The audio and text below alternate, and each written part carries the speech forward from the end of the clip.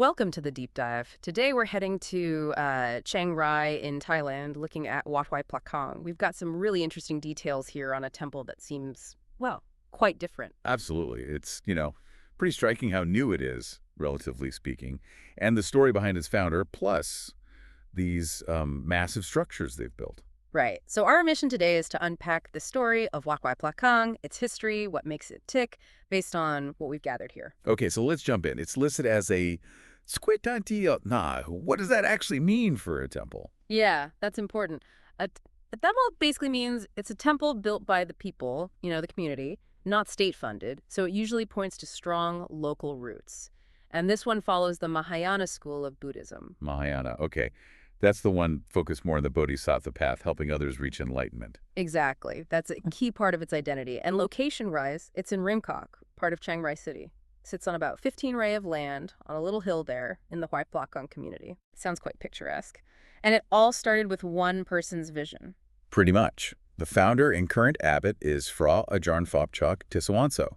And the site itself, well, it wasn't much to look at originally, just deserted ruins, overgrown. Wow, quite the starting point. So Phra Ajahn Phopchok, he was somewhere else before. Yeah, he was initially at another temple, Wat Rong Than, also in Chiang Rai. But he felt this pull, this inspiration, you could say, to restore this specific site. He first showed up there on November 19th, 2005. And it wasn't just him working alone, I gather. Oh, definitely not. The local community really got involved from the start. That community support was crucial. It actually started out as a Samnak song, sort of like a monastery or a monastic residence. Ah, okay, so not officially a temple right away. Exactly. It became an official temple later, on July 24th, 2009. And that's when Phra Ajahn Phopchok became the first official abbot. Okay, so community, vision, leading to these incredible structures. Let's talk about the Phopchok Tomche, named after the abbot, right? Ah. It's got that really unusual shape. Yes, very distinctive. It's a 9-tiered chedi, kind of triangular, and it has 12 smaller chedis around it. Apparently, the design came to Phra Ajahn Phopchok in a dream. A dream. That's fascinating. Common in religious stories, I suppose. It is, yeah. A kind of divine nudge. And getting it built was also interesting. An engineer from Bangkok offered to help, and a Taiwanese businessman named Chen Xian Bao gave significant funding. So a bit of an international effort, too. Right. It shows how these projects can sometimes bring people together from different places. They broke ground in April 2007, so it moved relatively fast after that. And inside this chedi, what's the main focus? Inside the centerpiece is a really revered statue of the Bodhisattva Guanyin, or Guanyin, depicted bestowing blessings, offering protection from fear. Guanyin. And the statue itself has a story? It does. It's carved from fragrant sandalwood from China, Myanmar, and India. It took 108 days to carve it. And it's big, 7 meters wide, 7 meters tall. Wow. That's substantial. Definitely. And there's more inside the chidi, too. Statues of Guanyin's 12 manifestations, a wooden Luang Pho Sothon statue, and also a statue of Somdej for Futhachan from Orangzi. So quite a lot packed in there. Right.